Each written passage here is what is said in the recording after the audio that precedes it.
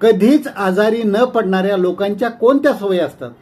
तर त्यांच्या सगळ्यात महत्त्वाच्या सवयीमध्ये ते नियमितपणानं आणि सतत कुठल्या ना कुठल्या प्रकारच्या शरीराच्या हालचाली आणि शरीराचा व्यायाम करतात. जिमला जाणं झालं नाही तर ते घरीच करतात.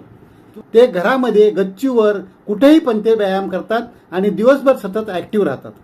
तसंच उन्हामध्ये थोडा वेळ घालवतात आणि झोप चांगल्या प्रकारे घेतात.